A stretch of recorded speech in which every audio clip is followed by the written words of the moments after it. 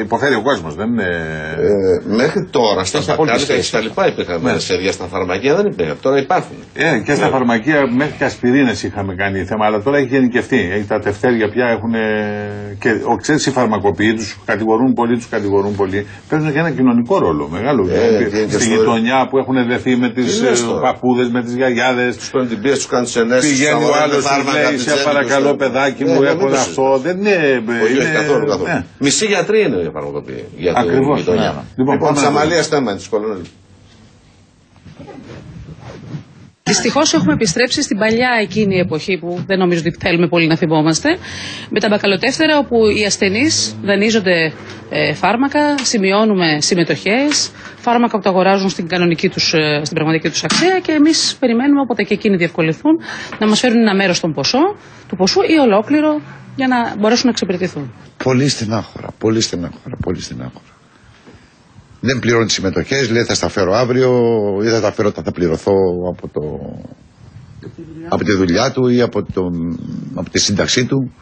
Επειδή είναι και πελάτες, όσο να είναι, τους έχουμε και λίγο εμπιστοσύνη και μας τα φέρνουν. Πολύμηνα τευτέρια ακόμη και στα φαρμακεία. Ασθενείς σε απόγνωση αφού δεν μπορούν να πληρώσουν ούτε καν τη συμμετοχή τους και αναγκάζονται να παίρνουν φάρμακα βερεσέ. Πολλοί συνταξιούχοι μάλιστα κάνουν από μόνοι τους περικοπές στα φάρμακά τους. Αντί να το πάρω ολόκληρο, το παίρνω μισό.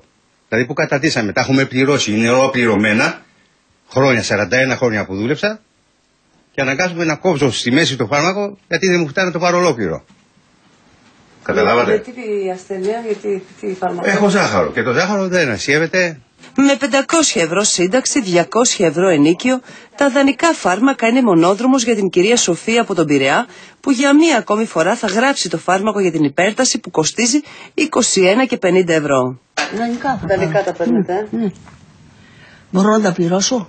Το δανεικό και το βερεσέ είναι λέξεις πλέον συνηθισμένες μέσα στον χώρο των φαρμακείων. Από το απλό αντιφλεγμονώδες παυσίπονο μέχρι το πλέον ακριβό.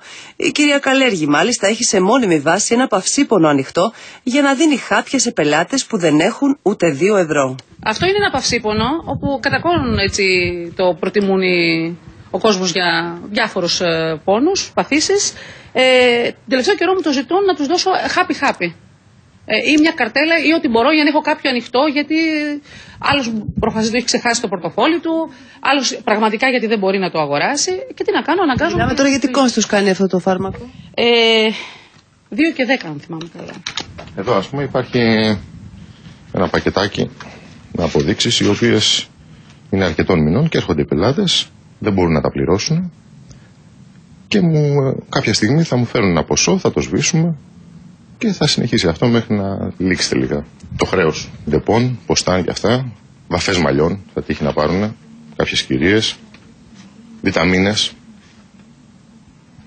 φάρμακα, ας πούμε, λέει 5,5 ευρώ. Μου χρωστάει 1,80 ακόμα. Βιώνουμε μια ανθρωπιστική και υγειονομική κρίση. Οι περισσότεροι πολίτες αδυνατούν να εξυπηρετηθούν από τις υπηρεσίες του ΕΟΠΗ. Πάρα πολλοί καταφεύγουν στα φαρμακεία για να δανειστούν φάρμακα. 8 στα 10 φαρμακεία έχουν τευτέρια πρωτοφανές μετά από τόσα χρόνια για να εξυπηρετήσουν τον κόσμο, δίνοντας δανεικά. Αυτό δεν μπορεί να συνεχιστεί. 30 χρόνια έχει φαρμακείο στον Πειραιά ο κύριος Μιχάλης Γεωργίου.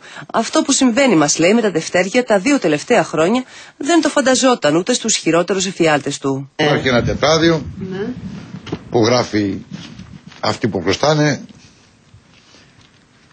Αυτό βέβαια, όπως σας είπα προηγουμένως, δημιουργεί τα 2 τελευταία χρόνια. Δυστυχώς. Και μιλάμε, αναρωτήσω κάτι, από μικρό ποσά μέχρι μεγάλα ποσά.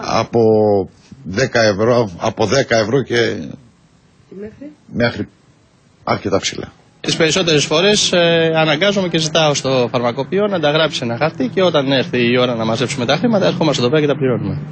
Κάθε μήνας έχει περισσότερα τευτέρια από τον προηγούμενο, μας λέει η κυρία Δέσποινα Δημητριάδου, φαρμακοποιός στη Νέα Σμύρνη. Σε άτομα με 600 και 700 ευρώ σύνταξη δεν μπορείς να του πεις πλήρωσέ μου τα 250 ευρώ. Εκεί πέρα πλέον μπαίνει και το ανθρωπιστικό κομμάτι. Φυσικά αυτό είναι σώμος μας. Όλο αυτό το υπομιζόμαστε εμείς. Κάνουμε δηλαδή τη μισή κοινωνική πολιτική στο θέμα του φαρμάκου. Για να μην πω ολόκληρη. Στην εποχή του μνημονίου και της οικονομικής κρίσης δεν θα ήταν υπερβολή να πει κανείς ότι τα φάρμακα αποτελούν πλέον είδος πολυτελείας, αφού σύμφωνα με στοιχεία του Πανελλήνιου Φαρμακευτικού Συλλόγου, 1 στις 4 οικογένειες έχει μειώσει δραστικά τις δαπάνες για φάρμακα και περίπου 4.000 φαρμακεία απειλούνται με λουκέτο.